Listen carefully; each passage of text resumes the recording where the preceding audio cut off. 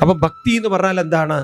നാമജപം ചെയ്ത് ചെയ്ത് ചെയ്ത് ഉള്ളിലുള്ള ചിന്തകൾ മാറ്റിമറയ്ക്കുന്ന സംസ്കാരത്തിൻ്റെ പ്രവൃത്തിയുടെ സാധനയുടെ പേരാണ് ഭക്തി എന്ന്.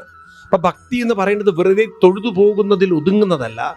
ഭക്തി എന്ന് പറയുന്നത് ഉള്ളിലുള്ള ദുരിത ചിന്തകൾ പോകുന്നതുവരെ അതിനെ പോക്കാനായി നിരന്തരമായി ചില അനുഷ്ഠാനങ്ങൾ, സാധനകൾ കൊണ്ടു നടക്കുന്നതിന് പേരാണ് ഭക്തി എന്ന് പറയുന്നത്.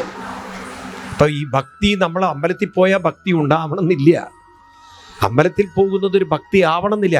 അമ്പലവും ഭക്തിയും തമ്മിൽ യാതൊരു ഒരു ബന്ധവുമില്ല. അങ്ങനെ കരുതേ ചെയ്യരുത്. അതുകൊണ്ട് അമ്പലത്തിൽ വരുന്നവരെയൊക്കെ ഭക്തജനങ്ങളെ ഒന്നും വിളിച്ചിട്ട് കാര്യമില്ല. അതൊക്കെ ഈ ഉത്സവ സ്ഥലത്ത് വിളിക്കുന്ന പോലെയാണ്. ഭക്തജനങ്ങളെ എന്നൊക്കെ പറഞ്ഞാൽ ആളുകൾ വിചാരിക്കും അവർക്ക് ഭക്തജനങ്ങളാണ്. നമ്മളെല്ലാവരും ഭക്തജനങ്ങളാവണമെന്നില്ല. ഈ ഭക്തി എന്ന് പറയുന്നത് നാമജപം കൊണ്ട് ഉള്ളിലുള്ള ദുരിതങ്ങളെ മാറ്റിയെടുക്കാൻ കഴിയുന്ന ആ ഒരു സാധനയുടെ പേരാണ്. അതുകൊണ്ടാണ് കൃഷ്ണൻ പറയുന്നത് നമ്മേ ഭക്ത പ്രണശ്യതി, എൻ്റെ ഭക്തൻ ഒരിക്കലും തളരുകയില്ല.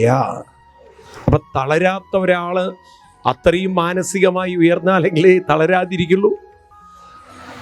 എന്താന്ന് പറയാത്തത്? ആ തലത്തിലേക്ക് എല്ലാ ഭക്തന്മാരും എത്തുന്നുണ്ടോ? അപ്പൊ അതൊന്ന് മനസ്സിലാക്കാലോ. നമുക്ക് എന്ത് വന്നിട്ടില്ല? ഭക്തി വന്നിട്ടില്ല. നമ്മൾ വെറുതെ ചടങ്ങ് ചെയ്തു പോവുകയാണ്. അതാണ് ഹിന്ദുക്കൾ ശരിക്കും ഭക്തി എന്താണെന്ന് പഠിച്ചിട്ടില്ല. നാമ ആവർത്തനമാണ് ഭക്തി എന്ന് വീണ്ടും വീണ്ടും വീണ്ടും വീണ്ടും തലയിൽ ഉറപ്പിക്കണം.